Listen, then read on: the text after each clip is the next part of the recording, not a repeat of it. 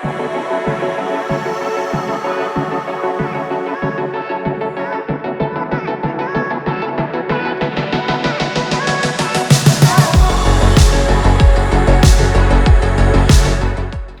everyone, and welcome to another episode of Trip Around the Multiverse with your host, the rebel savior apparently that you all need, Kyle Charles, and the man who's dressed like he's from the Squid Games, CY Chong. And today we are reviewing New Japan Pro Wrestling's Wrestle Kingdom 18. So, just your opinion, by the way, on the overall event. Yeah. What did you think? Like, without going into match development, you know. Overall, I enjoyed it. Yeah. I did literally kind of like, had no sort of interest in it at Really? first. Yeah. Okay. Like, New Japan's kind of like not been very interesting for me for the last, I want to say, since Forbidden Door, if I'm honest. Oh, okay. So I kind of went into this not cold, but knowing a little bit about it, and it held my attention. I enjoyed it. All right. So I will say, 4 of these matches going in, I was like, I think I can suss the results here, right? Yeah. Which, strange enough, did not mean anything at face value. Yeah. Because you're like, it's the match itself, not the result. Well, some of the results you're like, okay, they're trying to do something here. Yeah? Some of them were the right results, though, so you can't really argue with that. And predictable does not mean bad as well. No. There was one. As soon as I saw the intro for one other match, I was like, okay, I can guess who's going to win this match. Oh, you have to tell me which one that is when we get to it. Yeah. All right. But yeah, okay. All right. Going in, the New Japan Rumble. Yes. Blatantly, this was get everyone on the card match, right? Yeah, it's their equivalent of the Andre the Giant Battle Royale. The King of Pro Wrestling title trophy, whatever, right? Yeah. Now, I didn't think much of this, by the way, because we know it's there for, right? Yeah. But at least it got Ishii on Tomohiro Ishii on the card, so fair enough, and Jeff Cobb as well. Yeah. Not that they got to do anything, but like they got paid, right? Yeah. And the only moment that the only thing for me was Sho and Yo, Roppongi 3K, yeah. Yeah. They were somebodies a couple of years ago. Mm-hmm. Now Sho, what are they? yeah. Sho looks like he's doing something with his gimmick, right? Yeah. Even though he's House of Torture, but at least he looks the part. Yo, what are you doing? Yeah. I just saw, so when he came out, I was like, oh, is he cosplaying as Gohan from Dragon Ball Super when he... Oh, that's what, see, I thought he was doing Squid Games. You're saying Gohan from Dragon Ball Super, yeah? I will say, that probably is more appropriate because he was not necessarily at his peak, right? But at least he was doing something powerful, right? Or whatever, in the certain division. Yeah. And then he just regressed. Like Gohan after 7 years. Yeah. You're like, oh, okay, this is you now? Oh. And then he took his shoes off? He had no shoes? What? This whole thing made no sense to me. The comedy segment of he got crutched on the top rope, comedically selling it while Sho is grabbing his feet, pulling him down. Yeah. Then Sho went to do something. I can't remember what it was. No, I think he had to look in to see what Evil was doing, right? Yeah. And I think not Evil. Sorry, one of his teammates was doing. I want to say Kamaru. Maybe, I don't know. I can't recall exactly. Yeah. But then instead of walking away from Sho and helping his friend, he's like, "Nah, I'm gonna just crutch Sho some more. Yeah. I'm gonna pull him down further. I mean, Yo, you're gonna put him down further on the top rope." I'm like, "All right, what's the point of?" Okay, none of it made. Yeah, like you said. Okay, it's a bit of fun. It makes sense. But then this and later on reminded me why I have no care for anything to do with Bullet Club outside. Bullet Club Gold. I don't care. All right. I have no care for them whatsoever. Okay, and House of Torture you would say as well. Yeah, as they're still part of Bullet Club Gold. I was like, Bullet Club was like, really? Are they? Yeah. I thought House of Torture was something else all separate. Even though, I thought. Like you saying, it's like it's the Splinter Group, but not. But they got their own logos or whatever, right? Yeah. Anyways, not great at all. Last 4 people, where somehow he managed to win. Yanatoro, fine. Yeah. Ishimori, fine. Yeah. Great Khan, all right.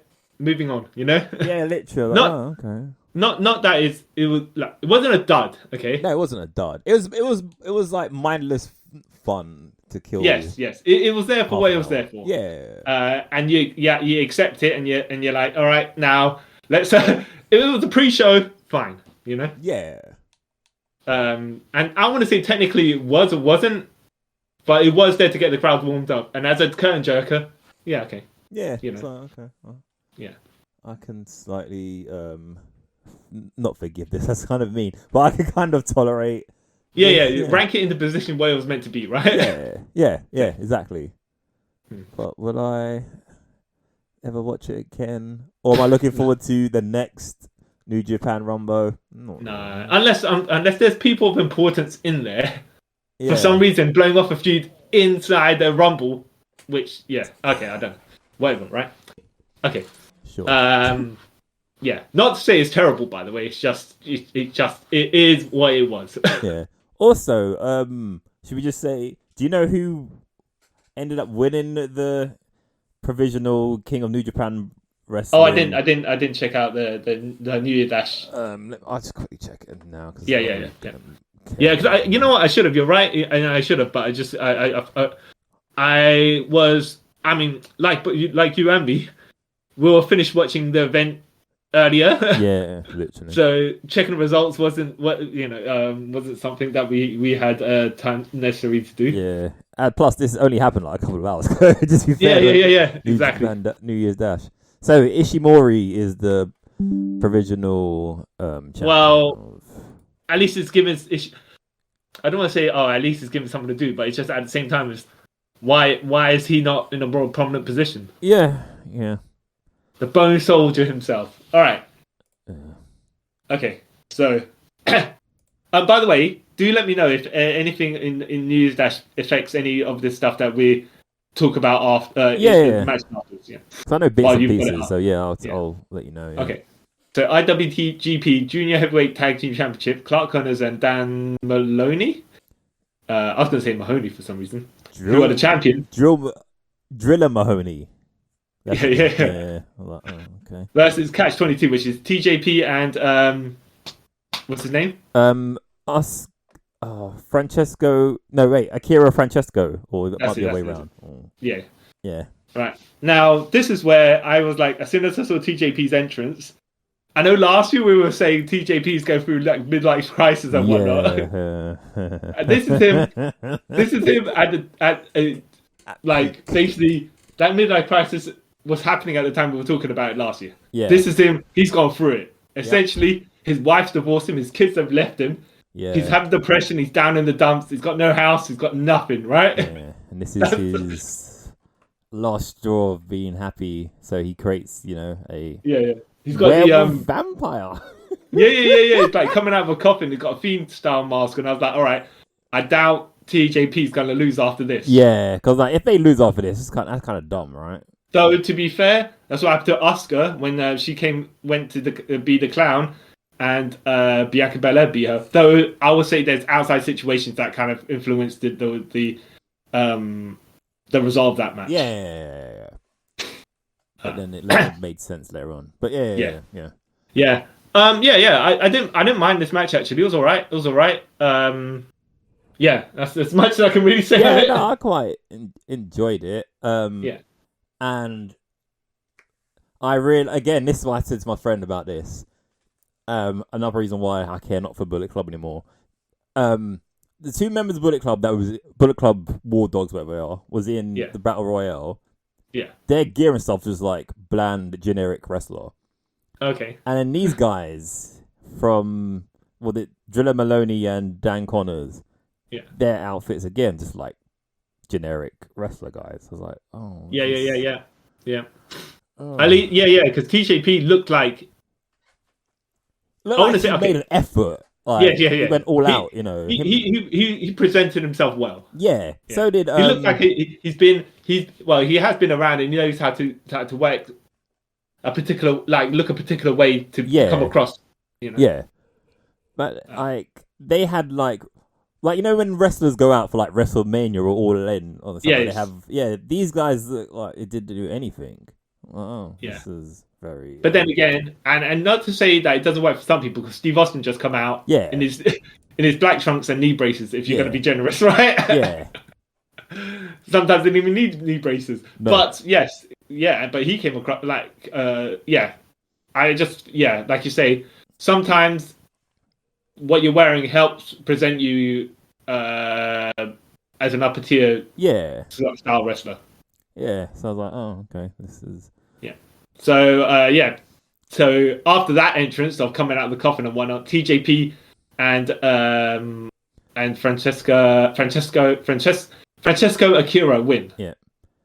And I was like, oh, okay. It was a good match. It, like good back and forth. There was bits where I thought, okay, this is gonna be like a squash, but then it wasn't. Then they came back and did really well. Like, oh, okay, that's cool. It wasn't like okay. I don't want to say they were handicapped necessarily by TJP TJP being having this new gimmick or whatever. However they're going to progress that, right? Yeah. It was still like they could pin the other guy. Yeah. And then I thought, okay, if they pin the other guy, then I guess TJP is going to turn on that guy. Yeah. And then, So there was some sort of like possible story behind it. It's like, hey, okay, no, this is cool. Yeah. I was happy. They did their finisher. I can't remember. Yeah. Oh, what was it? Their finisher is some weird. No, I know one of their finishes is like double drop kick. Yeah. But I can't. It was a good match. Yeah. I did remember what the commentary brought up about, because that Driller dude, he got like cut open at the beginning of the match. Yeah. And then they went, same sort of thing happened to Lio Rush last year. And I was like, oh yeah, snap, that was the opening match for Wrestle Kingdom. Catch 22 versus Lio Rush and Show or Yo, whichever one it was. Yeah. And he done that weird tope and like split his face open. I was like, oh wow. Maybe it's just like a curse, like junior tag match should not be the first match. Maybe underneath TJP's mask he was split open, but you couldn't really see either, So I was like, that's funny. Right, well, we'll see how TJP, whatever they're going to do with that. I don't want to say necessarily this match was a showcase for TJP's new gimmick, but at least there's it was more to that than just simply that. Yeah. There was like a backstory behind it, which I didn't really know. But yeah. Okay. Right. New Japan World Television Championship. Zack Sabre Jr. champion versus Hiroshi Tanahashi. I like this match. I thought it was go on. I like this match as well. I liked it. Yeah. It moved quickly. These television matches, what you want to say, 15 minutes? Yes, 15 minutes. Is the time limit? Yeah. So, and Tanahashi's now New Japan president. Yeah. New Japan Pro Wrestling president. So it's not like he won, right? But it's not like, oh yeah, I won because I booked myself to win, brother. Yeah. He just it was time for Zack Sabre Jr.'s title reign to end because he's had it for like a year. Yeah, literally a year to this day, because he won it last year at Wrestle Kingdom, yeah. So to this day, yeah. Yeah, and I think that like as far as my logic goes, there's several reasons why Zack Sabre Jr. needed to drop, not necessarily needed to drop the title, because he didn't need to lose, right? No. This loss didn't hurt him, by the way, because it was a quick, fast-paced match. Yeah. It didn't go long, actually, like only 8 minutes, but then again, that's TV time. Yeah. And the way he got pinned was like they were just doing roll-up reversals on each other, and Tanahashi just happened to get the 3 count on that roll-up. Yeah. I like that. I was like, oh, okay, that's cool. Yeah. That's clever. Yeah. And these are, I think, this title will help Tanahashi because I think he's more suited to shorter matches now. Because watching him walk hurts me.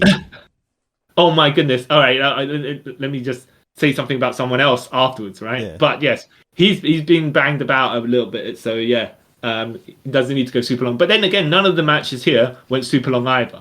No, not at all. Yeah, so and personally, I think would you say Tanahashi should have one more world title reign? No. Okay. Actually, If he has one more title reign, literally he wins it and then retires. I'm happy with that. Well, the thing is, if he had one more world title reign, he'd have to go like have blitz style matches, which is why I'm saying this sort of match suits him. Yeah, I get what you mean now. Yeah. Because they have to, like 15-minute main event, fine, but this guy, I don't think he could do like. No, he can't do a Wrestle Kingdom 25-minute plus sort of. Well, even 30-minute plus and stuff like that. Yeah. No. But then again, like wrestling main events in TNA or WWE stuff, they hit about the 15-minute mark, 20-minute mark. You know, so it's not. It's just. I think sometimes you get used to New Japan being having extra long title matches. Yeah. And then you can't have your semi-mains 3 times as long as your main. Yeah, that is true. Yes, you know, or I mean, the semi-main might be the world title match, and your main event might be some other blood feud or something like that. But at least, you know, but I think Tanahashi kind of suits this title, right? This suits his. He's no adopted style. Yeah. Yeah, well, his ability now. Yeah. Right. And for Zack Sabre Jr., he can lose this and then get elevated into the global title situation. Oh, yeah, we'll talk about that later. Yeah. But you know, if the Intercontinental title was still around, I'd say Zack Sabre would be in that mix. He should go for that. So I'm thinking, as much as he's gonna get, Zack Sabre's probably gonna go for a higher tier title. You know, having Tanahashi hold this title doesn't knock it down in any any rankings. You know, they kind of all. The mid-card titles are kind of relative to each other-ish. Which is kind of a problem at the same time. yeah. Cause it just depends on how where you stack them on your event. The thing is, though, these titles float up and down upon the event as well. So, I wouldn't say... I think they're trying to make the global title more solidly. They're definitely second-tier one. Yeah, they're trying to do that. Well. Okay, yeah, but no. Nice, quick, smooth... match. Yeah, and I liked how even in defeat Zack Sabre came off classy because he gave Tanahashi the belt and kind of like not like bow to him. I was like, oh, that's cool. Yeah, and I wouldn't necessarily like Zack Sabre's wrestling style is more submission based, so you could go longer matches. Yeah, but he's like, you know what, tap out submissions is my thing as well. So I can also do quick matches. Yeah, you know, trap someone in something and bam. Over. Yeah, but I think he had a good reign as well, Zack Sabre. So it was just time for him to help elevate another title. I think, even though I think we've already pretty much got a number one contender for that other title. Yeah. But all right, we'll go to that later. Yes. Okay. Yota Tajitsu versus Yuya Uemura. Yes. This match. It was okay, but what I got from it was, you know, New Japan, a lot of their wrestlers have like weird, I want to say like nicknames. Yeah. Like for example, Showa is direct drive. What does that mean? I don't know. Like these two guys, I should have written down, but I forgot. One of them, I swear, is called like Heat Blast. Okay. And I go, the one that's in NIJ, his Yota, his one was Heat Blast, and the other guys were something random. And I was like, wait, what does all this mean? It's like random words that in Japan sounds cool in English, so they just name them that. Like, yeah. Like Sold Out, Renderata. Like, I kind of get it, but at the same time, but it doesn't make sense. Yeah. You know. But yes, they sound like the Dragon Ball Z finishers. Yeah. Or you know. What? Yeah, we'll find out someone will be called Double Ice Cream Sundae, and we're like, yeah. We're like, okay, that makes sense. Heatstorm, that's it. His name his nickname's Heatstorm. What does that mean? You know what? They sound like some the colon headings for Japanese Fast and Furious. Yeah. Or Wild Speed Heat Wave. Or like random Transformers that the Japanese created for their series. Literally, I'm like, this is weird. Why would you? And the other one is Gene Blast. What does that mean? Gene Blast? Yes. Okay. I don't know about that, but maybe he's part of the X-Men Children of the Atom video game universe. Because Cyclops' Dragon Punch was called the Gene Splice. You know. maybe he's even doing stuff to Jean Grey, and that's why it's called Gene Blast. Maybe. I was sitting there, okay, weird. Yeah. But, yeah. I've got nothing too much to say about this match except that I thought Yota was going to win. Same here, as he's a part of LIJ, but then the other guys are part of just five guys. So, yeah, I think they'll unless they. My logic was okay. Are they trying to establish just five guys as a more of a something because they're just called just five guys? So give them just five guys. And I would say that I didn't think that finisher was a finisher. The deadbolt, the double underhook trap arm suplex. No, neither did I. Was like, so I was like, huh? Okay. All right. I like the name of it, and it made sense. Like, okay, that's cool. Yeah. Well, I was like, but it seems like you hit someone with a really like a double power bomb or something like that, right? Yeah. Something that really knocks them groggy, and then you do that so they can't kick out. Yeah, but I guess. Yeah. It was fine. It was fine. Cool. It was cool to see. Like, I remember seeing these guys both as like young lions. It was like, it's cool. They've made it to the main card. But yeah, all right. Yeah, exactly. Because Yota was like having matches with Will Ospreay and stuff like that. So and world title matches, right? Yeah. So it was just a bit odd to see him. Yes. Down to not drop down necessarily, but you know what I mean. But I know what you mean. Yeah. So yeah. Okay. That's why I thought, maybe they're pushing him, but no, they're trying to push just five guys. All right, fair enough. Yeah, well, it's a thing, I guess. Yeah. All right. House of Torture, which is Evil and Evil and Rey Narita. Yeah. What was Evil's tag name? Master of Darkness? No, that's not it. The King of Darkness. Yeah, and sold out Rey Narita, and I was like, okay, first versus Shota Umino and Kaito Koyama. Now, I thought Koyama was going to win this match. I thought Shota and Koyama were going to win. If only because if only because we're not Evil fans and we hope Evil get pinned, right? No. Yes, that's the reason. Yeah. Evil's not terrible. He's just terrible. He's just like it's been 2 or 3 years at this point now. Yeah. The whole him winning a world title out of nowhere thing. Yeah. Yeah. And I was like, okay, yeah, I guess what I was trying to do. But now it's just then the House of Torture. I was like, okay, this is where it just gets a bit stupid. And then House of Torture is just a joke. Well, it's just that they gave up. We give up on Evil. We gave. But I don't think they have. That's the worst thing about it. Okay. They're trying to make something out of nothing. Oh yeah, because of the end, right? Yeah. Yes. So they're trying to make something out of nothing. I was like, you kind of sort of fan reception for. Well, see, I get why you won then for what's happens later going on. Yeah, but personally, it would have been probably better. It made more sense if Shota and Koyama won, and then one of them goes later on. Even Shota could later on get elevated, but whatever. No, but they still could have lost. You could still do the thing that. I mean, Evil still could have lost, but you still could do the thing that happened later. Yeah.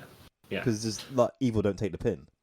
Yeah. It still could have done what happens later, but this match because I haven't seen a House of Torture match in ages, and I was like, I keep hearing people, and then you're like, I could have probably waited a bit longer as well. Because I keep hearing people saying, "Oh, House of Torture terrible. They're kind of ruining New Japan." I was like, "Oh," what? And then the moment when there was a weird ref bump or something like that, and then they all just started doing their weird shenanigans. Like, "Oh, yep, this is what people's talking about." All right, Okay, you'll see that.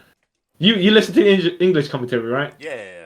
This is where Dick Togo is on the second rope, and he's and they've got Koyama upside down, holding his legs wishbone style. Yeah. And he's on a headstand, and then Dick Togo does a chop, and then Don Callis says dick to dick action. Yeah.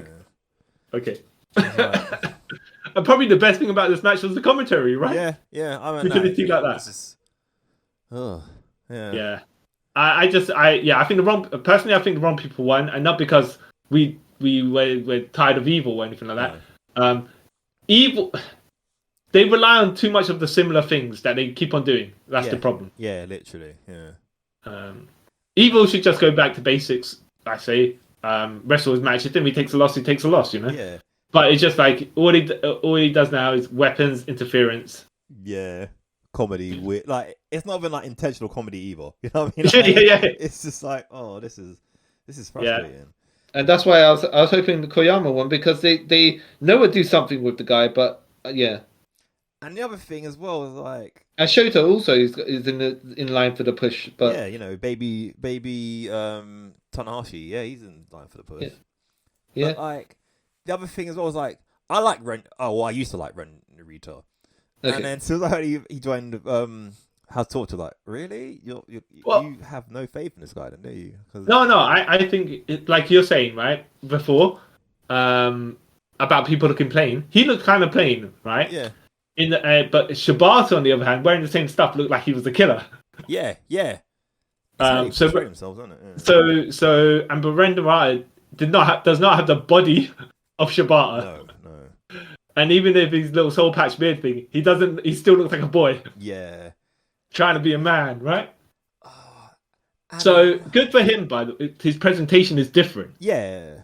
But don't let him fall into those habits that Evil is. Yeah, because then you might get him to a point there's no repair. Yeah. Yes. Yeah. And another thing. Sorry, we'll move on off of this.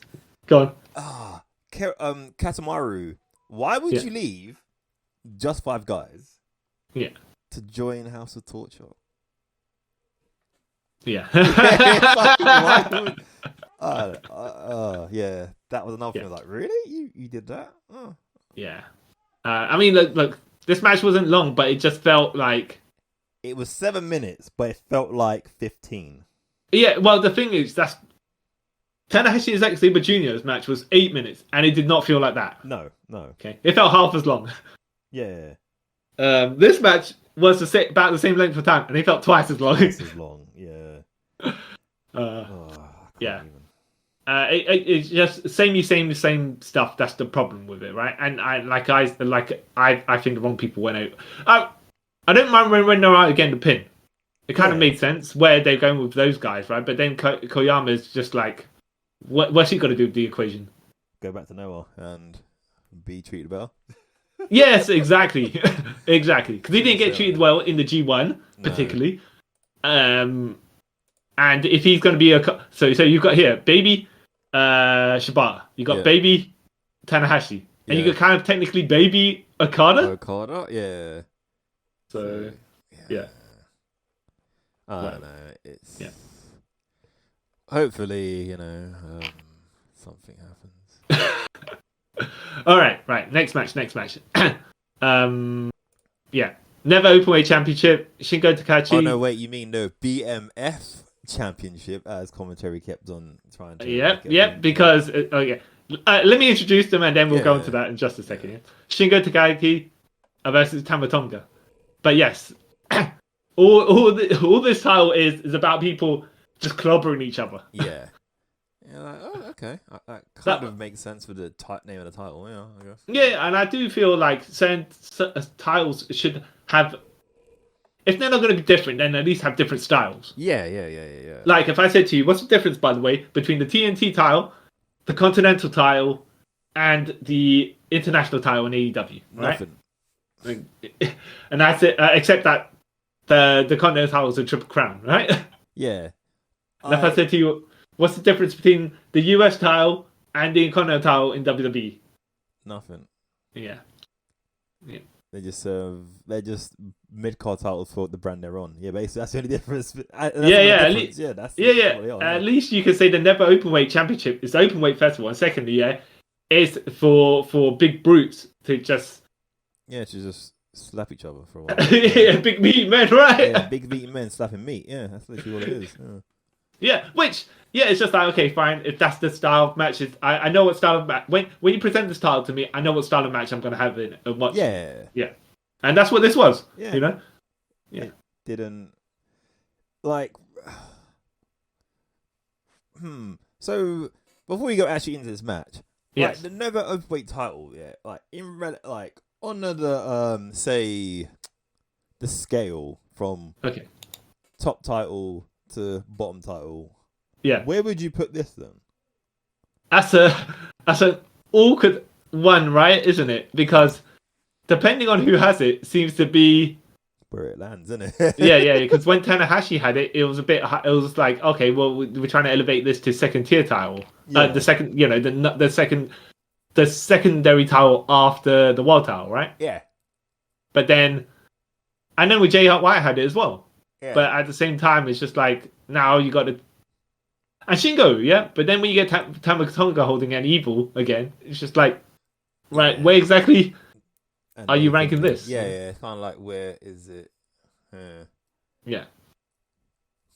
So, for me, well, it's the same division, isn't it? Really? Yeah, same division. It's like the X division, even though they don't treat the X division particularly well. It should be its own separate. Like that's the title for that rank of. That's where that is. Yeah. You know, it's like it's not a secondary title. It's a tangent title.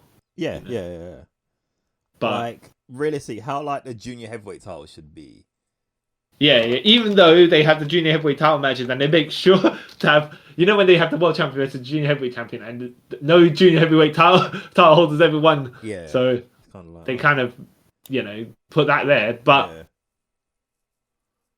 I would say, I don't know, because the TV title is too fresh and new to rank it anywhere above or below this. Though the two title holders are above the. But then again, like I say, if you look back at the ranks of the Never title, some of those people are former title holders. So it just, because like me personally, I would, because of how the open heavyweight title is, I would rank the TV title higher than it. Okay. Because like even though it was on like other I think it's been like on New Japan Strong, whatever, but that title has like main evented the TV title. Yeah. I don't remember ever seeing a Neverweight like main event anything. But and you know what? The Never title could do with some of the junior heavyweights winning it as well. But yeah. Anytime I a thought, heavyweight like, winning it was like Ospreay, and I was like Wrestle Kingdom. Yeah. But Hiromu was in those ranks, and he should have probably won it. Yeah. And what's his name? Kushida as well. But, but we'll talk about my feelings towards the junior heavyweight title when we get to it. Okay. But yes, what's it called? This match between. Well, by the way, will we say the global title's above the TV title? Or would you say feelings on that as well? Okay. So right now for you, Never title, TV title, world title. Yeah. Because global title doesn't actually it's only birthed into existence at the moment. So yeah, and where they want it to look and where it actually is. Yeah. We have to see what they yeah. Okay. But yeah, sorry. The match itself, I didn't think Tomatonga was going to win. Neither did I. But then he bust out with all the Bullet Club leader. Yeah, he pulled a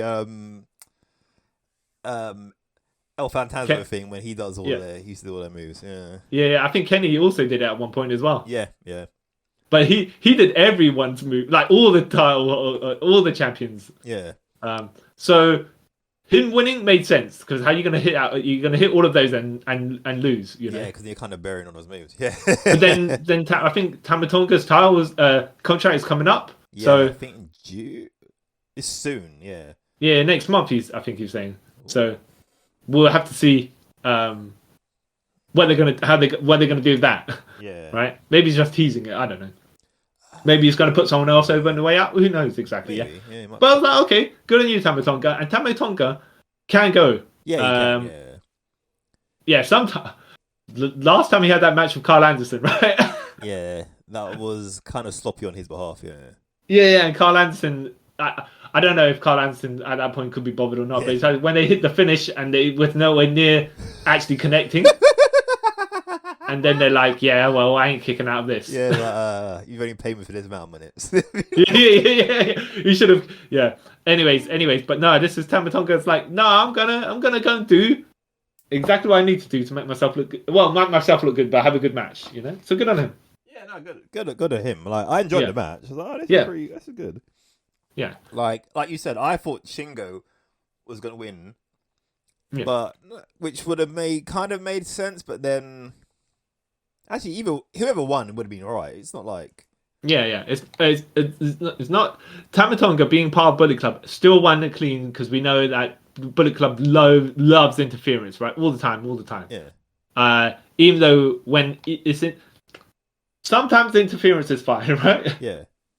But when it's just like, oh, it's the crutch of interference. By the way, Tama Tonga's not part of Bullet Club anymore. Oh, okay. Yeah, he's part of God with his brother and. Oh yeah, okay. His other brother. See, when he did all the Bullet Club. I think he's just giving shout outs to people who helped him, I guess, as he's sort of leaving. It's it's one of those things where you're like, wait a minute.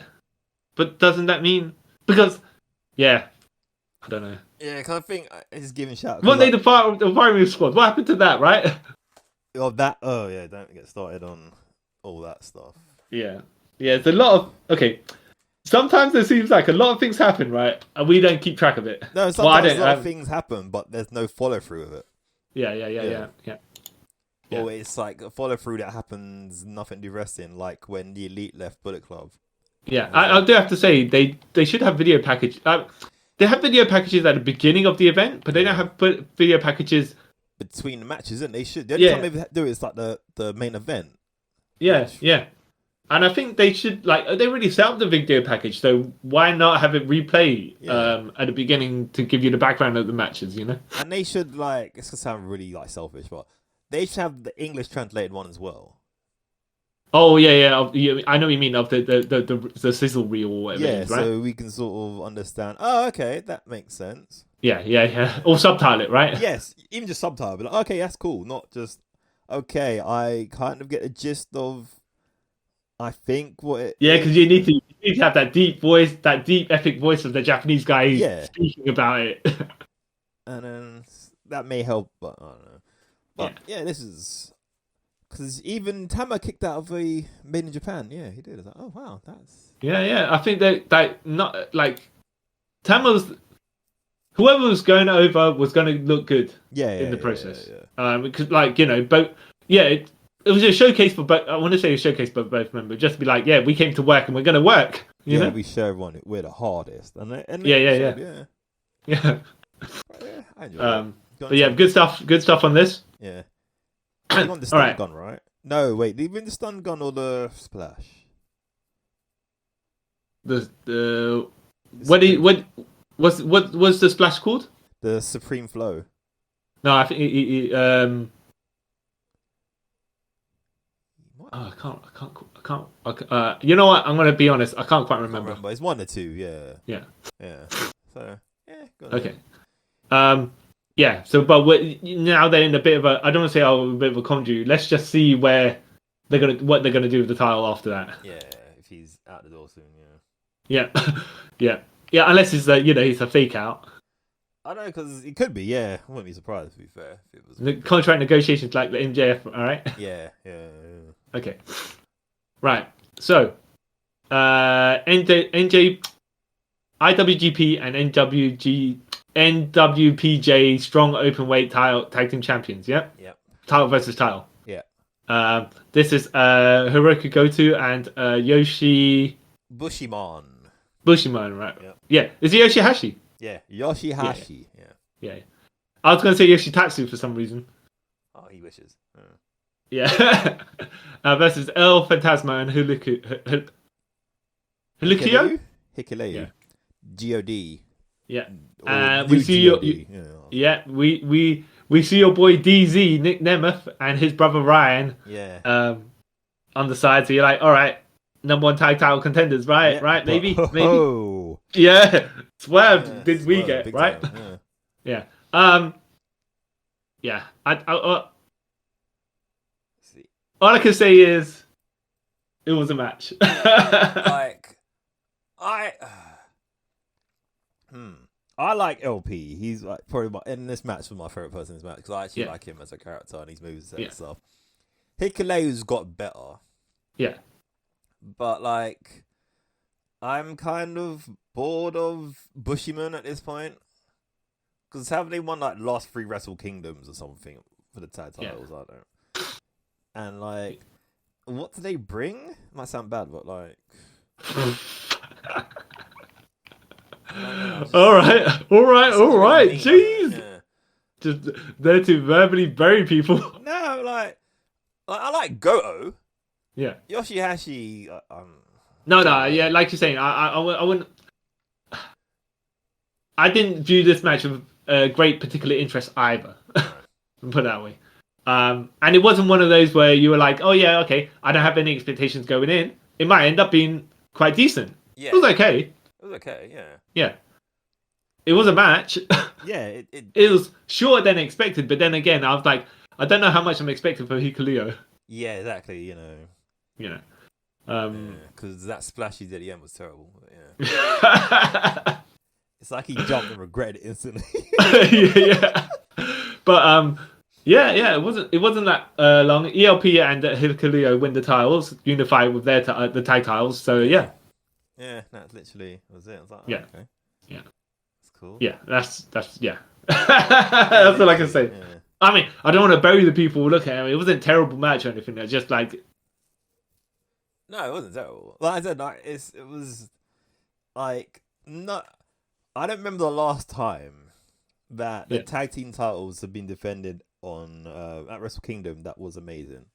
Yeah. Like the only one I remember I thought was funny was years ago, and it was the original God, Tamatonga and Tongaloa versus the Viking Raiders versus Maccabee and Hamura. Oh yeah. Yeah. Where they just shout and swear with each other. That's like the last time I thought the tag team match was like great. I don't know. Oh my, Tamatonga and them swear words, right? Yeah. Name a more better combo. Yeah. So and ever since then, like, it's just paint by numbers.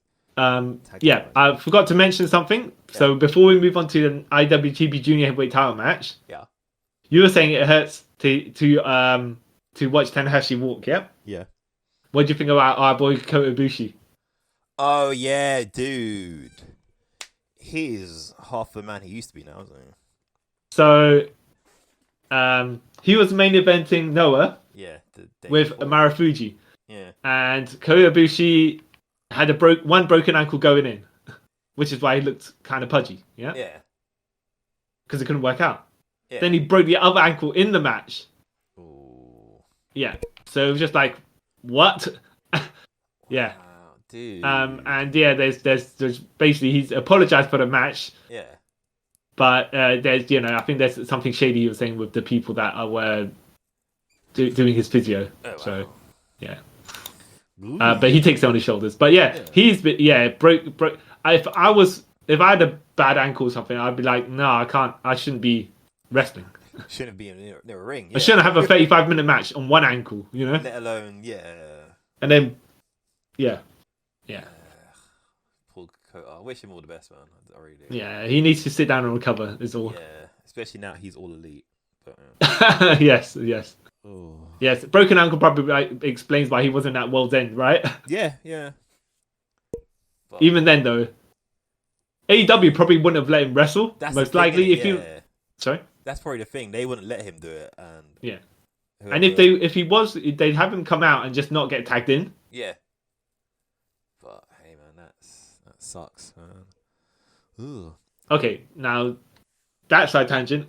Yes. IWGP Junior Heavyweight Title match: El Desperado versus Hiromu Takahashi. Hiromu is the champion here. Yep, like he always is. Oh no, not always, because he always technically wins his belt back at Wrestle Kingdom. Yeah. This match was good. I really enjoyed it. Yes. I'm glad that Hiromu Takahashi put over the young El Desperado in this match. Okay. Sarcasm right there. But well, look, Hiromu, like Kushida, is one of those people that I think they should move him to the never open weight title category, or even the TV title category. You know, that sort of area. You know, I think they could just make him heavyweight. It doesn't really make a difference. But it's like he's kind of either move up to a different weight class or different division or whatever, or he needs to do New Japan, because it's just like he's capped out where he yeah can be in the junior heavyweight division. Yeah, you know, it's like just move on at this point. You know, that's not to say, by the way, this match was terrible or anything like that. It's really good, good, yeah. But it was like I was like, you know what, Hiromu, you know, where's your next step? Hopefully, this is the next step for him. Yeah, hopefully. Yeah. But I do know we'll see him at Wrestle Kingdom 19 in some form or fashion, with this title being on the line. Yeah, it's gonna happen. Yeah, we'll see. But yes. Where do you think he'll be going afterwards? I'm trying to think. No, he can't go to the tag. He's a tag partner with him in LIJ. Actually, no, wait. Could him and Bushi go for the junior heavyweight titles? I don't know. Probably. I don't know where I see him, to be fair. What about you? Where do you see him going? Well, when Evil was never a champion, I was like, okay, Hiromu had the inbuilt storyline there for LIJ betrayal and stuff, but they didn't bother with that. So, you know, they probably don't want him anywhere near to mess that as Evil. Yeah. And then I think Hiromu also had a match with Sanada when the Sanada was champion and Hiromu was junior heavyweight champion. So they kind of had another storyline going there, but they also did not follow through on that either. No. So let's just hope they do something with Hiromu. But like I said, you know, even if he could have a TV title match with Tanahashi and lose and still come out looking good. Yeah. So. There was something I noticed on this card as well. Yeah. Or just like wrestling in general, I notice now. The J Jiller, or should we say the Tiger Driver. Yeah. A lot of people use it now, don't they? Yeah, not the killer version that Will Opreays tried to murder. Yeah, no, not the legit, like, I accidentally gonna drop in your head but say I did it on purpose. Yeah. Yeah. Because, like... Or drop you on purpose but say we did it on accident so we don't influence other people to do crazy stuff like this. Because, like, because El Desperado, whatever his move is, then he did the version 2 of it, which was just the J Driller. I was like, oh, okay. Is everyone doing this now? Because that guy, one of the people in the junior heavyweight tag team match, that Driller Mahoney, that was his finisher as well. Yeah. So I think they got to be careful of not using like. There was one match. Who was it? We was watching. Was it Bound for Glory ages ago? And Chelsea Green did a Canadian Destroyer. Yeah. And then Pete Williams' match was next or something like that. Yeah, you're like, wait, what? You just... Yeah. Okay. Yeah, you should have kind of avoided that. Yeah, it's all that sort of Unless one of you wasn't going to do it. Yeah, and it was like improvised. Then, different. Then fair enough, I guess. But yeah. Yeah. Yeah. But... have you had enough... Like, okay, so I've had some practice matches where they set up a card. Yeah. And they've had some people agent it, right? So then you're like, all right, they kind of make sure you don't have the same spots and stuff, like as in, you know, that's the people at Pat Patterson and stuff like that would be doing, Yeah. So you would have thought, okay, why would you have something similar going on? Like you wouldn't have two people work the arm in the same match, you know? No, because you definitely trying to avoid that. Yeah. But I've noticed, like, wrestling in general, something like recently becoming kind of sloppy with that sort of things. Like, they have like the same sort of finishes twice in the card. You're like, wait, what? I think because not everyone's like they have different agents for different matches, but then those agents should be able to coordinate with each other. Yeah, you know, that's what they're getting paid to do. But whatever, I guess I'm not. I'm not getting paid to do this. Side tangent, you know. Yeah. But okay, right. But yes, we'll see what Hiromu does. Moving on, yeah, but like I said, I'm glad he put over the young El Desperado. Yeah. And not that this match was terrible. It's actually pretty good. It was good. Yeah, and I like both these guys, but they've both been one's been more too exposed than the other. If you know what I mean, like not exposed, but oversaturated in the market. You're like, oh, Yeah. it's Time Bomb again. Yeah. Winning his, I think, 5th best of Super Juniors. Yeah. Yeah. Okay. Now, IWGP Global Heavyweight Championship. Yes. David Finley versus Jon Moxley versus Will Ospreay. Yes. But a title just birthed itself into existence. Yeah, because apparently Dave Finley orchestrated this. Apparently, I'm like, wait. Yeah. Okay. Yeah. I feel like. Go on. Now say your bit first, because I've got. I feel like they never should have combined the Intercontinental title with the World Heavyweight title, right? Yeah. They should have combined the Intercontinental title with the US title, and then you could make the global title, and that'd make more sense. Yeah. Right? And then you could have 2 title holders in this match, and then and then whoever wins obviously is just a 1 title holder. So let's just say Moxley had 1 title, Will Ospreay only have title, and then David Finley comes out winning this match, and okay, fine, right? Yeah, which kind of made more sense. As much as I hate certain things, But no, Dave Finley. The background of this is Dave Finley accosted Will Ospreay, broke the UK title, which was the US title, and then so that's that. Okay, so what is Jon Moxley come to defend the US title, which he used to hold, even though Will Ospreay converted it to something else. Yeah, I guess. And then Dave Finley's like, "Nah, I'll just I'm just third wheel here." Literally. Yeah. He. Did you watch the press conference as well? Yeah. So Jon Moxley and Will Ospreay are like, "Yeah, we're gonna have our match," and this jabroni's just gonna happen to be in it, essentially. But I saw the bit as well where Finley's kind of saying how he's the mastermind about this stuff, and all stuff he sounds like. What you're saying is something realistic you shouldn't brag about, because a lot of it's just fail or failing upwards, if you know what I mean.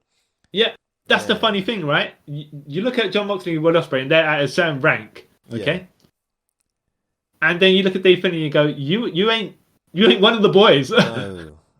The thing is, though, if this match was devised to make you on their level, it didn't work. Yeah, exactly. Yeah. He should have been in the press conference. They were like, Will Ospreay and Moxley were like, "All right, tell you what we'll do. See that guy over there?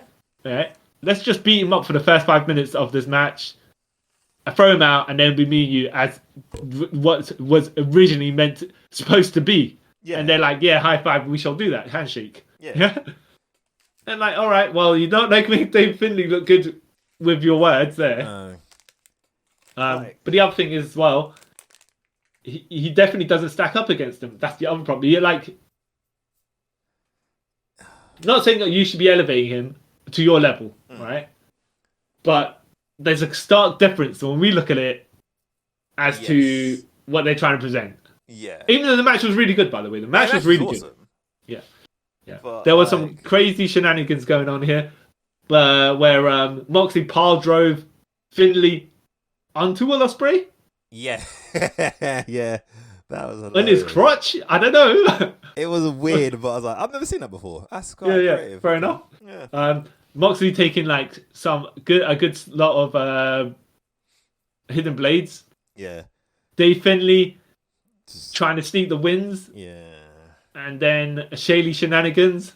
All right. But then, of course, he was allowed because there's no DQ. And then Bullet Club came in, and I was like, oh, man. This is where not the match fell apart, but this to me, that's where his credibility fell apart. Exactly. Yeah. The Shaylee fine, right? Because she is going to cheat. And he knows, the way he's presented, he's not on their level, so he's just going to even the playing field, yeah? Yeah. But even though he had been decently beat up by the both of them at that point. Yeah. And disrespected as well. Yeah, exactly. So you're like, all right, fine. I'm the heel, and I'm just gonna heel. Yeah, I'm gonna make you guys respect me. Yeah. In a way. Yeah. Ospreay did a moonsault on both of them, and somehow landed on his feet on the out. He seemed closer to land on his feet on the outside than both of the guys. Yeah, which was hilarious. Fine. Yes. But yes, when Bullet Club interfered, I was like, not this again. Yeah. If you're gonna make Dave Finley look good, If Dave Finley, like, okay, logically speaking, Will Ospreay signed to AEW. Yeah. And so's Moxley. So those two guys winning, drastic go down. Straight away. Yeah. Drastic go down. Yeah. But so this is supposed to be like Dave Finley's time to shine. And they should have. They choreographed the match in a way that Dave Finley was trying to sneak a win, and I don't think they should have done that. They should have made it look like he's gonna, they disrespect him, but he's gonna fight to their level. Yeah, and he gets the earned win. Yeah. Yeah. And then that way's like, even though no one lost anything from being pinned, it's just like Dave Finley didn't gain anything from winning. No. But yeah, they should have been like, if anything, they should have bullied him for a little bit, right? And then he'd be like, even though he's a heel, he'd be fighting from underneath. Yeah. And that way you can respect him for his hard-fought win. Yeah. But yeah, no, that's not what. No. Yeah. But like you say, the match was great. Yeah. It was really good, really good. Even though going in, we kind of like had an inkling of who was going to win, right? This was like the most like predictable match of them all. Well, I'd say one of the most predictable matches of them all, because the last three were pretty predictable. Yeah, even though one of them was like maybe not. But, yeah. But yes, I like the finishes. I like the tail end of the match as well, where everyone's hitting their finishes, and then you think Dave Finley's going to sneak one out, but no, he gets like Moxley. Moxley gets hit with a hidden blade, and he takes a 1 count, even though he took about 2 previous, right? Yeah. And one running standing one as well. That's the thing. Yeah. But he gets the Stormbreaker, and then Finley grabs Will Ospreay and gives knee brainbuster, and then his actual finish. And I was like, okay, he pinned Ospreay. All right. Yeah. Would you thought he was going to pin Moxley? Yeah, same. But I don't know. I think if he pinned Moxley, it would have been a bit weird, because like how Moxley was in this match, and like because he no-sold a lot of things or whatever. Not no-sold, but yeah. And like he did it in a believable way. Yeah. But like if Finley pinned Moxley, it'll be a bigger achievement. But then I don't know if I could buy it. Well, like the amount of finishes that Moxley took, I could probably accept. I could accept it, all right. Even though Will Ospreay being the technically the lineal title holder, even though this is the new title, it made more sense for him to get pinned. Yeah. And he's still got like another month on his contract, I think, or something like that. I think his last match is like February 11th. Yeah. Yeah. So fair enough, but maybe Dave Finley could have pinned Moxley, and then have one-on-one match with Will Ospreay next month to solidify himself. Yeah. But yeah, I think they just needed to make Dave Finley look better than they actually did end up making him. And I know it's like heels and whatever, but it's a freeway, so. But can you make Finley? Well, no, they attempted to make Finley, right? Let's see. It's all about the follow-up now, I guess. Yeah. On how they're going to do it. But if they go the evil way, just going to be interference-laden stuff. I mean, it's a new title. Put some credibility on it. So. Oh, we also got to talk about the hilarious part when Ospreay gave the 2 guys from Bullet Club a a swanton through. Oh my goodness! Go. Just one of them table didn't break, and the guy just like kind of slid off. The other guy literally he merged with the table. Yeah. So he was doing the Asian squat through the broken table by the 2 sides of it, like he was in a bathtub. And I like how he just sort of like, I can't get out. I must just. Yeah. And the camera was just stayed on him. Yeah. For everyone to laugh at him. And I was like, okay, you know what? Good. Because this guy, he knew his role. He like not know his role, but he's like, you know what? Okay, I'm a clown. Fine. Yeah. That was great. But yes. And then Dave Finley celebrating with the title, and then Pie facing having words with Nick Nemeth, and then Pie facing him, and then Nick Nemeth's hair even was tied up somehow. There's a bit, if you look carefully when they're hitting, you can see Finley pull out the hairband. Oh right, that makes sense. Just unleashed upon itself. But I suppose Nick Nemeth. can lose to Dave Finley and give some credibility to this title. It's just like, but he you know, is he a one-off? How long is going to be there? What's the background here? But I don't think Nemeth should lose. You know what? In the ideal world, this is I'm gonna say it, but it's not gonna happen. No, Nemeth should beat Finley. Okay. And become leader of Bullet Club. Oh, all right.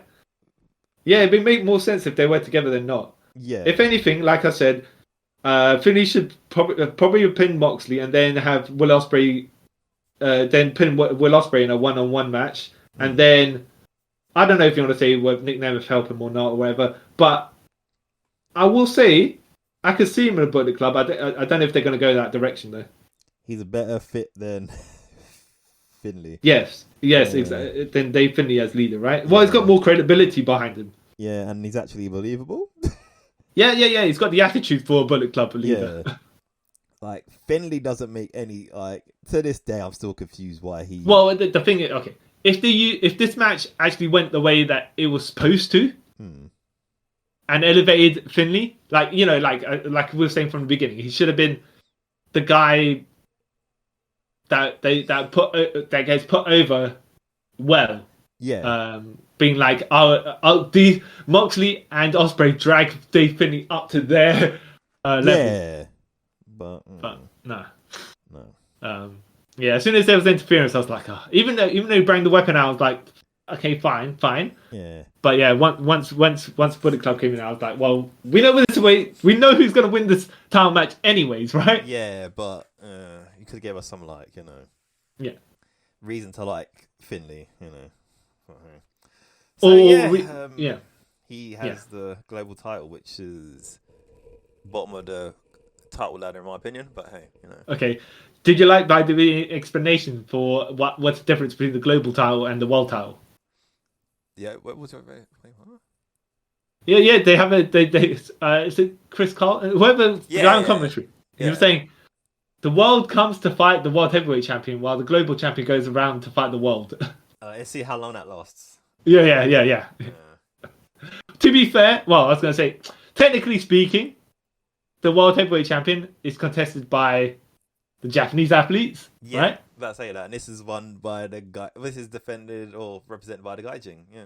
Yeah, well, technically kind of, because you got an American in there. Yeah. You got a Brit in there. Yeah. And you got a guy who's got Irish leaning. Apparently, he's countryless. That's another thing they said who's into the ring. A man who has a country, like, wait, what?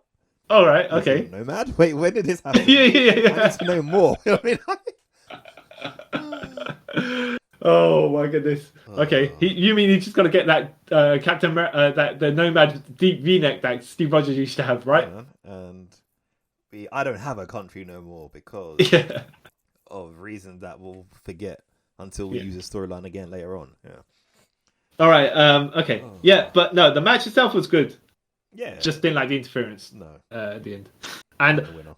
Yeah. Well, we knew that was going that way. I just didn't like how they did it, or what they what they intended to. I don't think they executed.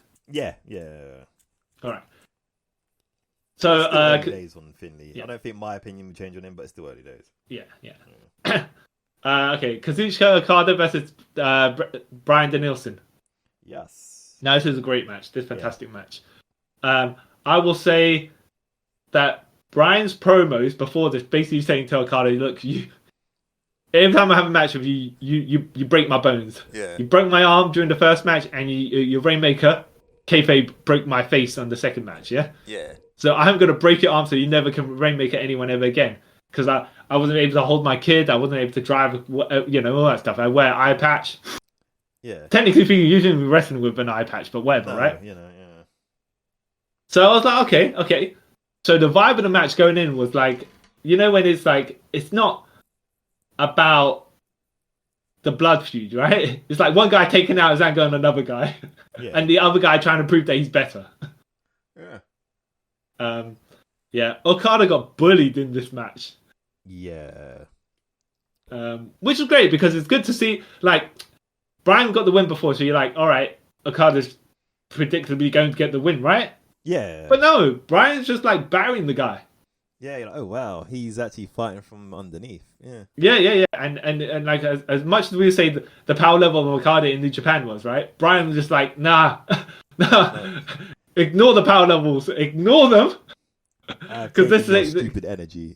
Yeah. Yeah, great stuff here. There's like when Okada's showing off, I think he was trying to run up the ramp and give like the European uppercut to Bryan or something, but Bryan just cut him off with a running knee onto on the flooring. I'm like, what? Yeah, it's like, oh, okay, that's. And then Bryan grabbed him through the where the railings are and just started smashing his arm into the railings. And I was like, okay. And then Okada was just setting his arm for the rest of the match, and Bryan's just kicking it. Okay. That's I was like, different. Yeah. I was like, okay. Okada's not being the one in control here. No. And it made a lot of sense. Bryan, he's just like, whenever he was at a disadvantage, just go back to the arm as well. Yeah. Like, oh. Yeah. And I think both guys looked good coming out of this match. Yeah. I don't say better than the level they came in, but they both were pretty high level when they came in anyways. Yeah. Like, they both look good. One who in defeat and one in loss. Yeah, Yeah. Okada won with a Rainmaker, even though he had all this battered arm at the end of it, right? I thought this match was going to go on for another while, actually. This was like a 20-something minute match, and I was like, oh, I was expecting longer. I was expecting a 45-minute match. I don't know why. Yes. Yeah. Well, something along that level, right? Yeah. I think they missed the turn slightly somewhere where, okay, at the end of the match, Bryan goes to shake Okada's hand, right? And then he realized that actually that's the arm I've been working on. Yeah. So I noticed that as well. I was like, that's hilarious. So he went to shake the other hand. Oh. There was something missing for me in there. It's just like, so Bryan worked the arm, and then Okada's like, oh, well, if you're going to be a bastard to me, I'm going to be a bastard too. And then he started kicking Bryan in the eye. I was like, that's a bit... Yeah. I don't know if that eye... Obviously, the eye thing wasn't kayfabe, but, that's still a bit, Yeah. fresh wound. And, so I was like, okay. But then I thought, all right, so for this level of animosity, shaking hands and bowing to each other is a bit... it's a bit of a close to the few, it just tied up too neatly, If they had another 10 minutes where it's like, okay, Okada fighting back a bit more with a battered arm to, I don't say necessarily earn Bryan's respect, but just like, you know what? Yeah, okay, fine. Yeah. I beat him up, he came back, right? Fair enough. But he's just like, oh no, the amount of venom that Bryan had at the beginning of the match, like with all the promos and stuff. Yeah. It just seemed he tamed a little bit during the match, but it's just like, oh, you probably should have gone a bit longer. So you have a segment where they're earning each other's respect through the strikes that's going on or something like, you know what I mean? Yeah. Just seemed a bit shorter than I thought it was going to be. But then I don't know if it went a bit longer, would it actually no, it's them two. I was gonna say would it outlive his welcome, but it's them two, so it wouldn't. No, yeah, exactly. Exactly. I was about to say, yeah. But no, it was great match. Yeah, can't say too many. Can't say enough good things about this. Yeah. Yeah. All Bryan did was just wipe the arm with submissions, and it was like, okay, that's completely different from any other story that's told during this pay-per-view at the moment. All the man's just doing is kicking another man's arm, and then the other guy was like, okay, fine, right? And it felt believable. Yeah, I'm gonna kick your face. So let's see who can last longest. I'm gonna kick your fucking head in. Yeah. I thought actually there was going to be an so he did the Rainmaker and then he kind of fell on top of landed on Bryan for the pin. I thought he was going to sell the arm, and then when he actually does get the pin, Bryan will kick out because it just seemed like that, Yes, I thought there was gonna be like one more. Yeah, like another sequence or something like that. Another. Yeah. But no. But yeah, great stuff though. Great stuff. Yeah. Just a little bit shorter than I expected, and maybe half as short as we were both wanting. Maybe. Yeah. But I was like, okay. Yeah. I'm okay with this. I'm glad. Yeah. So IWGP World Heavyweight title Sanada champion versus Tetsuya Naito. Also, the longest reigning IWGP World Heavyweight Champion. Yeah, because the yeah. the title's just kind of new, hadn't been in existence for that long. Yeah. But... Okay, so I was like going in. I think, oh yeah, okay, I'm pretty sure I know who's going to win this as well, right? Yeah. But I will say, towards the latter half of the match, Sanada was making me believe maybe you like still doing like finisher counters and all that stuff, and I was like, okay, maybe you can pull this off. Yeah. Like there was shining wizards and moonsaults and stuff like that, and the Deadfall DDT. Yeah. Yeah, I was like, okay, yeah. But yeah, I've got. I thought they could have done. Like it's good that Sonata put over the young Tetsuya Naito. That's my running joke at this point. But like, did Naito need to win this? Well, and here's the other end of the equation. Let me put it as well, right? Sonata's title reign just came off like this guy has our title. Yeah. But they didn't do anything with him. No. When he had it. No. And like... it's like when Punk won the title of John Cena, and John Cena was still the main event attraction. Yeah. Like, yeah, the Punk had a lengthy title reign, but unnecessarily, unfortunately, not of super significance. Depends who you ask, but yeah, I get you mean. Yeah. Like, yeah, I feel like they should have done more with Sanada while he had the championship. I think that Sanada should have won. In my personal opinion, that might have helped him with. Where would you say Sanada is? Is he just out of the main event scene for you? What after this loss? Well, no. As in, where would you rank him in the New Japan roster? Me personally, I've always rated Sanada highly because I liked him when he was in TNA, I didn't really like him, but then when he came to New Japan and he was like the space pirate guy, I was like, no, I like Sanada. He should. I was always rooting for him. Like, yeah, he needs to be like have a title and win all this stuff, and he's always getting to that cusp of doing something great. Yeah, and then he will lose.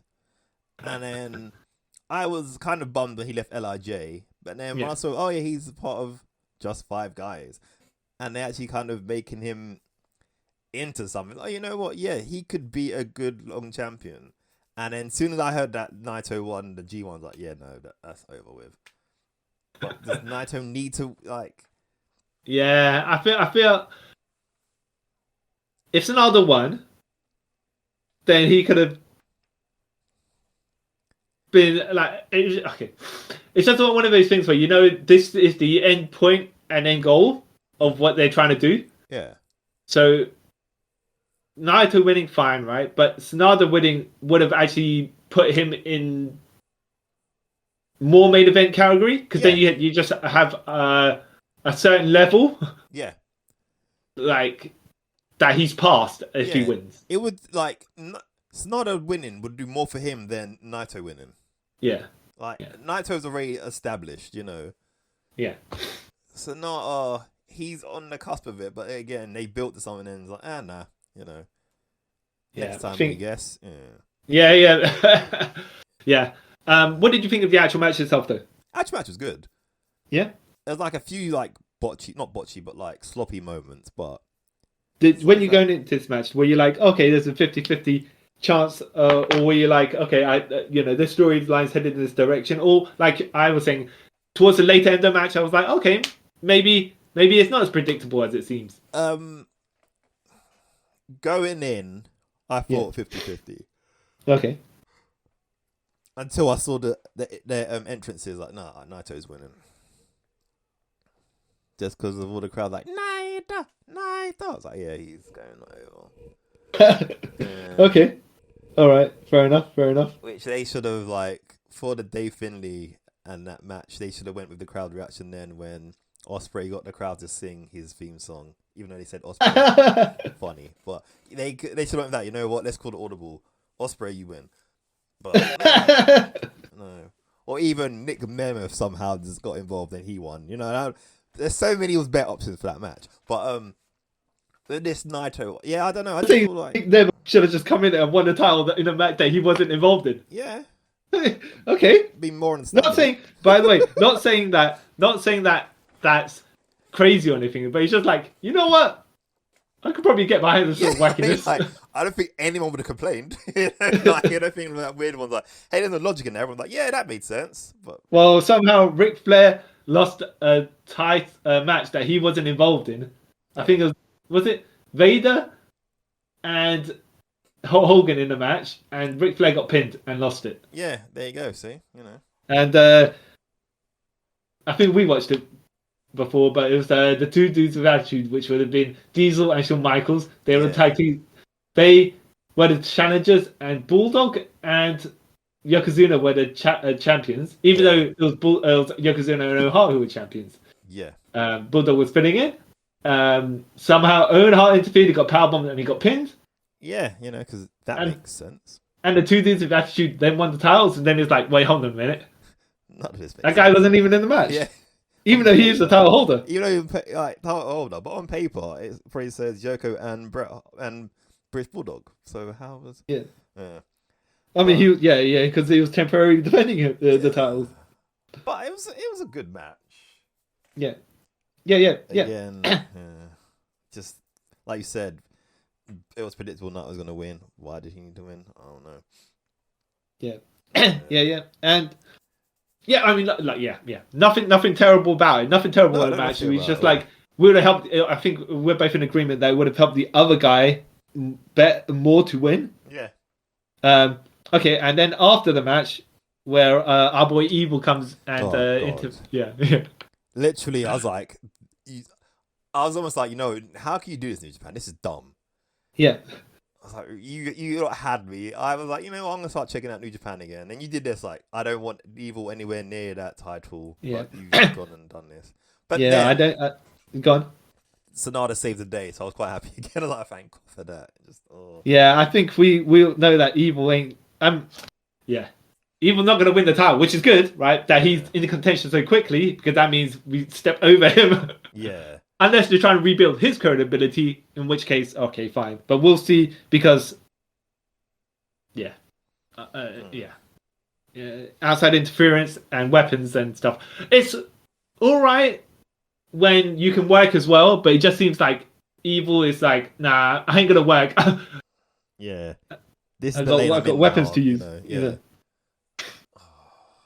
We're gonna be like hardcore, but not hardcore. I'm like, wait, what? Yeah. Technically, if you're outside of the ring, you can use hardcore, even though, and then with interference and all that stuff, and it's just like, yeah.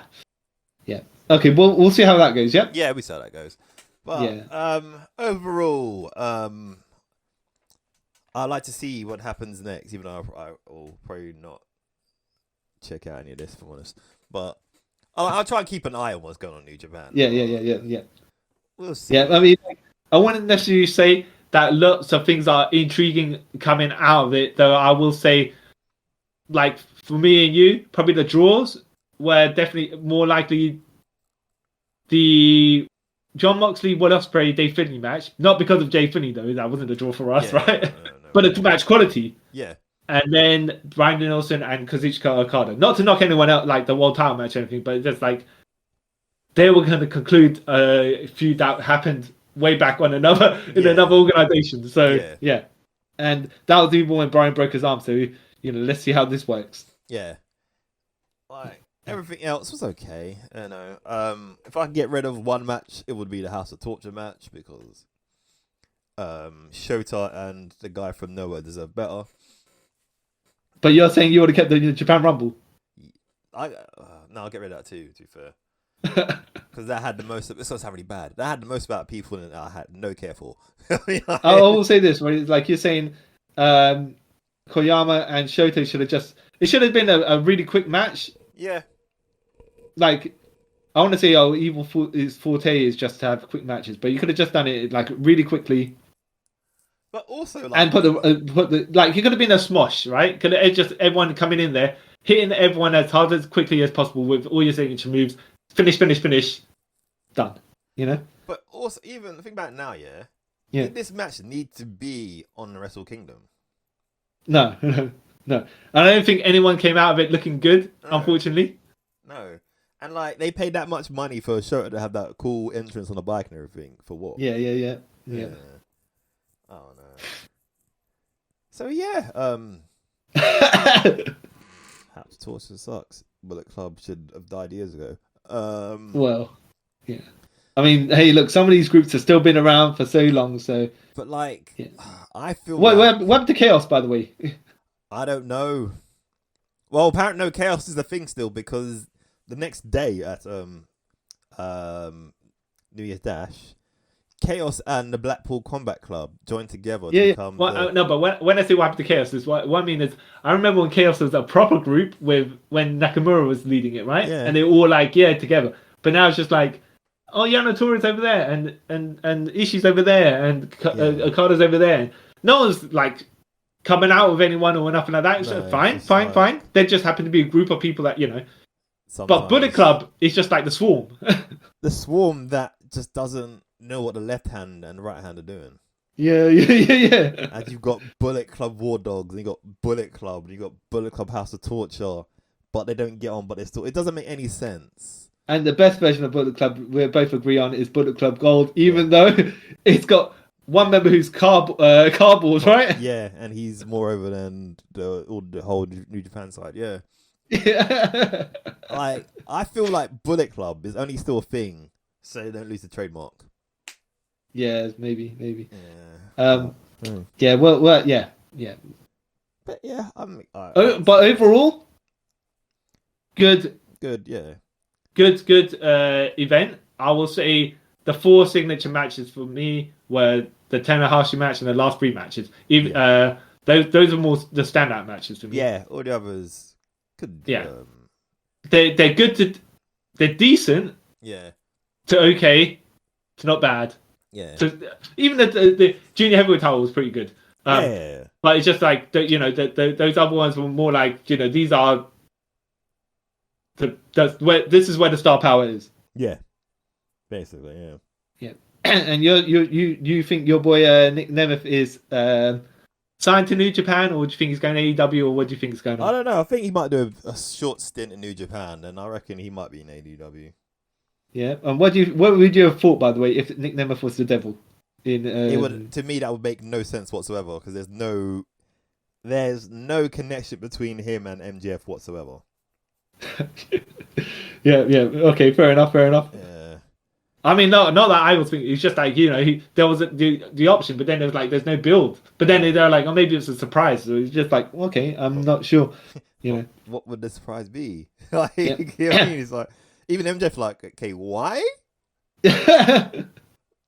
Now, would you say, by the way, is the Nemeth brothers going for the tag titles is better, or what they're trying to do with the global title with Nick Nemeth, or what do you think? How do you think that's going to all build? I don't think the Nemeth brothers will be a thing in New Japan, if I'm honest. Okay. Maybe in like AEW, but not New Japan. Yeah. Okay. And I think Nemeth facing Finley for the title will bring ice to it, but again, once Nemeth loses, everyone's like, "Oh, really?" I mean, I was like, "Oh, yeah." The man's hired to do his job, so he's gonna, yeah, he's gonna put. Over like you say, no, he probably, if he was in this match, if it was the fail for, the other 2 options would have been better to win the title, right? Yeah. Nick Nemeth somehow, if he got in this match, fine, and won the title, fine as well. Fine, yeah. But and we're not ragging on David Finley here. It's just like the other people around him are better than him. Yes. And if you're gonna start a title from nowhere, you should have someone give it credibility first. Yeah. So especially since like they're doing the whole. This title is like the Legends title to me. Yeah. I mean, in New Japan's secondary titles is such a state, right? Where I'm like, okay, Intercontinental title, fine, right? But then you merged out with the World title, and then you got the US title, which then is like, UK title, global title. It's just like you could have just had the lineage just go across Yeah, I mean, there were other ways to do certain things. I don't know. Yeah, but they didn't. Yeah. But hey, it's the start of the year. It could go up, Yes. And I think they've concluded some their storylines here, and a fresh start coming up. Yeah. So that's good. Hopefully it'll be good. Yeah.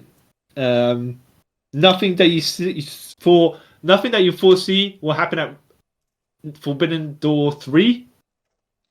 By the way, I'm randomly going to throw it out there, right? Yeah. I was reading a forum. They should say the Forbidden Door 3 should take place in Japan, so it'd be Forbidden Door 3 Tokyo Drift, right? Okay. And then they could do Forbidden 4 Door. Okay. I get it. Just like it's Fast and Furious, right? But I'll be up with that. That'd be hilarious. Oh, and yeah. And there wasn't a Stardom match for some reason. But then they had the IWGP Women's Champion on commentary at one point. Yeah, so usually there's a Stardom, like the last couple of years, it's been a Stardom match. So yeah, but I think there is one, but they don't show it on TV, which doesn't make any sense. Oh, okay. Yeah. All right. I think the only reason why they showed it last year because Sasha Banks was making Mercedes Moné was making her debut. I think that's the only reason why they did it last year. Okay. But yeah. All right. Well, yeah. Okay. Now, yeah, yeah. So our conclusions on the match for the pay-per-view, it's all pretty good. Yeah, it's all pretty good. Yeah. But I think do you think they should have sandwiched the matches in between, where you have the the matches that we don't care for, the stuff that wasn't so great in between the matches were good, or do you think the layout of the card was fine to set up the expectations and then kind of run through it towards the bottom end? They should have. I don't know, some of the matches they should have switched around. Like, for example, House of Torture match that went first. Yeah.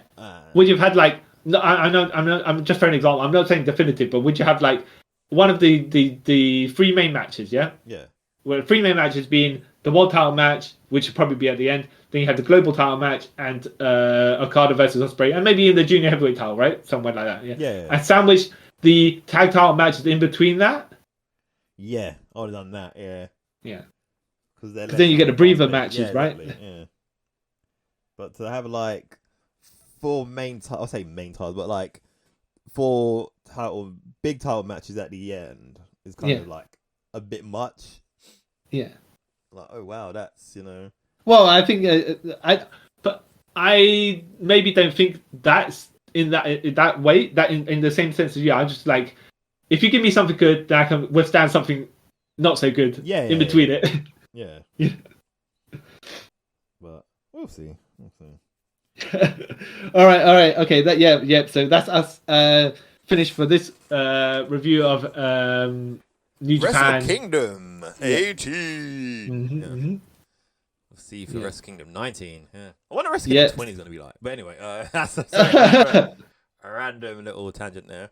Yeah, thanks for listening to us review Wrestle Kingdom, New Japan's Wrestle Kingdom 18.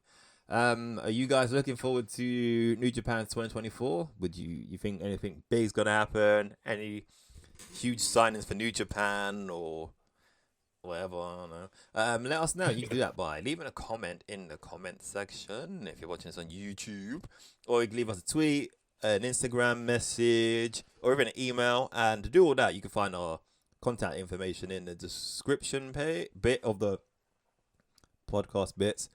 And don't forget to give us a 5-star review if you like it. And don't forget to sub to our YouTube channel. And that's all I can think of. And until next time, guys, I'd like to thank you all for taking a trip with us around the multiverse. Bye. Bye.